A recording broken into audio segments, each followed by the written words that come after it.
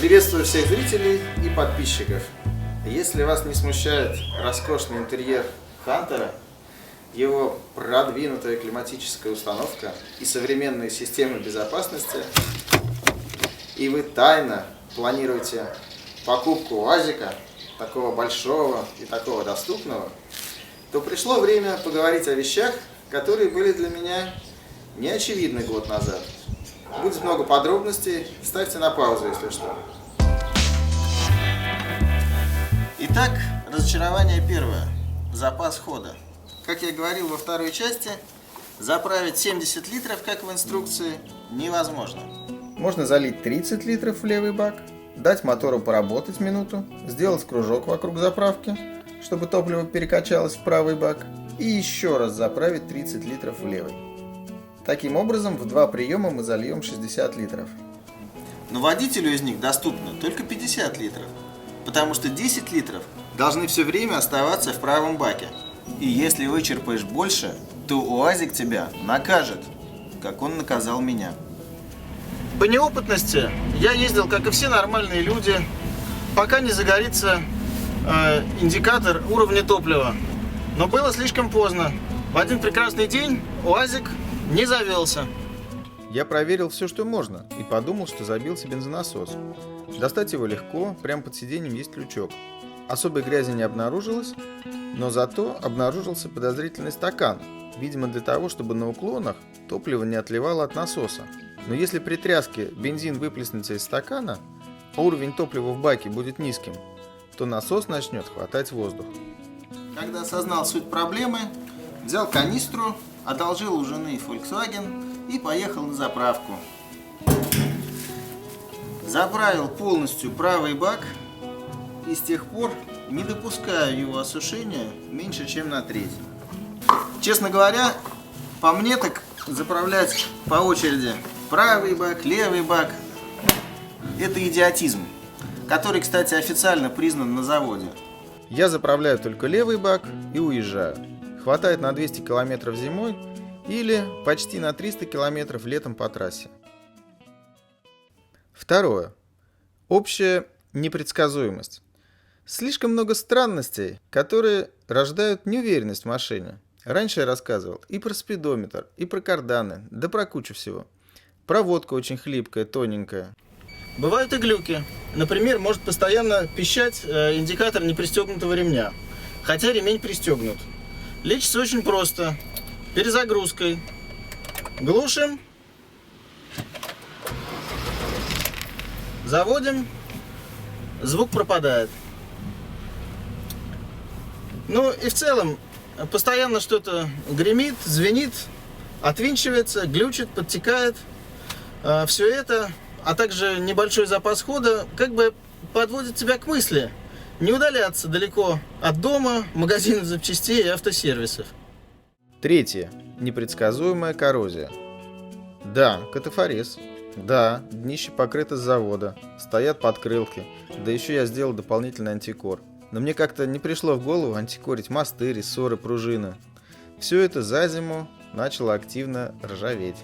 Самая отчаянная ситуация с глушителем. Как бы не пришлось варить. Рама тоже порыжела. Я, конечно, понимаю, что она толстая, гнить будет долго, да и вообще это не самая дорогая деталь. Но все равно оптимизма не добавляется. Следующее видео будет полностью посвящено только коррозии. Четвертое. Бесполезные или, я бы даже сказал, одноразовые комплектующие. Не секрет, что Хантер давно не приоритет для завода. Продажи падают последние лет 10, но все никак не упадут. Никто не вкладывается в доводку именно Хантера. Посему имеем неудачные решения и сплошные компромиссы, виртуозную сборку и тотальное удешевление. В итоге не знаешь, в каком именно месте на тебе сэкономили. Я не догадывался, что машину сразу придется избавить от кучи комплектующих. Да лучше бы их вообще не было. Сейчас я хочу поменять зеркала, поколдовать с подвеской. Подозреваю, что сэкономили еще и на сцеплении. И это не прихоть. Пассажирам не нравится дергание при трогании. Что-то надо с этим делать. Пятое разочарование. Мало готовых тюнинговых комплектов. И они ужасного качества. Да-да, не удивляйтесь. Для Патриота много чего есть. Но конкретно на Хантер что-то найти становится все сложнее и сложнее. А каких-то вещей просто нет. Да, для бездорожья много всего предлагается. Но для повседневной эксплуатации шиш. В отличие от тех же Нив. Почему так? Да просто Нива, дочь большого АвтоВАЗа. По стране ездит 1,5 миллиона Нив и Шнив. И еще почти 5 миллионов классических Жигулей, с которыми у них много общих деталей. А всех УАЗиков вместе взятых 1 300 000. Из них Хантеров примерно 1100, а в частных руках и того меньше. Понятно, что Нива дешевле, она более универсальна, но главное, никто из АвтоВАЗа не трубил на весь мир. Через полгода мы прекращаем производство Нивы. Вот вам прощальная серия и занавес. Ничего подобного. Завод ее недавно в очередной раз модернизировал. Поэтому тюнинговые конторы Ниву любят и много всего для нее предлагают. Могу одно сказать. Что-то взять и улучшить в Хантере – это проблема. Не ждите готовых решений. Их мало. А те, что есть, лучше бы их не было. Вот такие карманы для дверей. Вот такие коврики с дыркой не по месту. Про полку уже рассказывал. И мы плавно подходим к 6-му разочарованию. На Хантере полный привод сделан по типу part-time, в переводе временный. Область его применения весьма ограничена. То есть я приобрел заднеприводный автомобиль, который в условиях плохих дорог и бездорожья может быть превращен в полноприводный. Это одна из самых ранних схем полного привода. Берет начало еще от первых внедорожников 30-х годов. Суть такая. Едем по асфальту, доехали до сложного участка, подключили перед и дальше поперли на полном. Вроде как все отлично. Че, мол, докапываешься до парт-тайма? Но по жизни в холодное время года в течение одной поездки мне попадается снежный накат, асфальт, глубокий снег, снова асфальт, гололед. На заднем приводе в половине случаев будет мотать, на полном приводе в другой половине случаев будет невозможно разогнаться выше 40-50 км в час. В итоге я еду, а мозг все время сканирует поверхность дороги. Сухо, можно 80. Скользко, притормаживай, включай передний мост, держи не больше 40. Сухой асфальт, отключай передний мост, можно 80. Рыхлый снег, притормаживай, включай перед. Да, все включается легко, вопросов нет. Но это не езда, а ерунда. Просто имейте это в виду. Лет 5 назад были разговоры про постоянный полный привод на УАЗик. Full time. Но они ничем не закончились. Готового комплекта на продажу нет. 7. Жесткость. Я не мог понять, чем вызвано такое странное поведение машины на неровностях.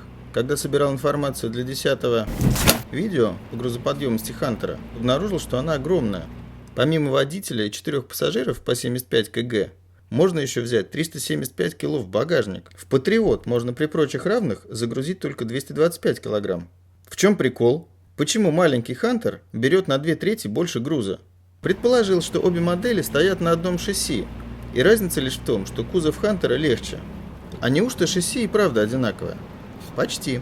У Хантера нет своих индивидуально подобранных рессор и пружин, рассчитанных на более низкий вес. Они общие с Патриотом. Причем, судя по отзывам, они жестковатые для него. 90% моих поездок совершается, когда я в машине один или вдвоем. А в багажнике всего лишь домкрат, насос и какие-нибудь легкие вещи. В итоге на неровностях Хантер – это реальный костотряс. Варианты смягчения машины неоднозначные. Все время возить 2 мешка цемента, снизить давление в шинах, вперед поставить задние пружины от Нивы, а назад добавить задние пружины от Аки. Или вообще пневмобаллоны. Есть умельцы, которые делают пружинную подвеску по кругу или ставят рессоры от Волги. Но это уже серьезная заморочка. Простого, доступного, готового решения пока не обнаружил. Будем искать. 8. Это управляемость. Есть и крены, и потеря траектории при резких маневрах, либо переставка задницы на неровностях. Или наоборот, в каких-то случаях УАЗик может упорно держать свою траекторию. Поведение мостовой машины, конечно же, улучшается хорошими амортизаторами. Но управляемость все равно не дотягивает до уровня современных иномарок.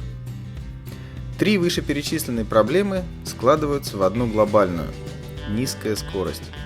Вы можете быть разочарованы, если не готовы снова жить в ритме прошлого века. Конечно, если вы один бороздите пустынные просторы шестой части суши, нет проблем. Как ни странно, в городе тоже будет нормально.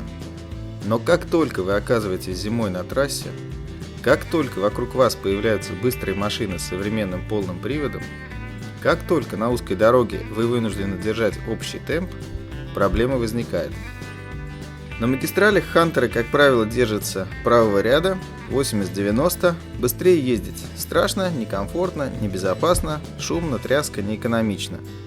Да, двигателя хватает на рывок для обгона, но долго в таком темпе ехать не получится. Причины кроются и в высоком центре тяжести, и в конструкции раздатки, качестве ее изготовления, а также аэродинамике и вибрации, в зависимости от везения. 9. Время. Когда у тебя УАЗ, не надо ломать голову, чем заняться в празднике. Но в среднем все сводится к 1 дню в неделю. Вот вынь да положь, а потрать его, если хочешь, чтобы все работало, не затекало, не болталось, не ржавело. Не имея свободного времени, лучше даже не ввязываться. И, наконец, 10. Деньги.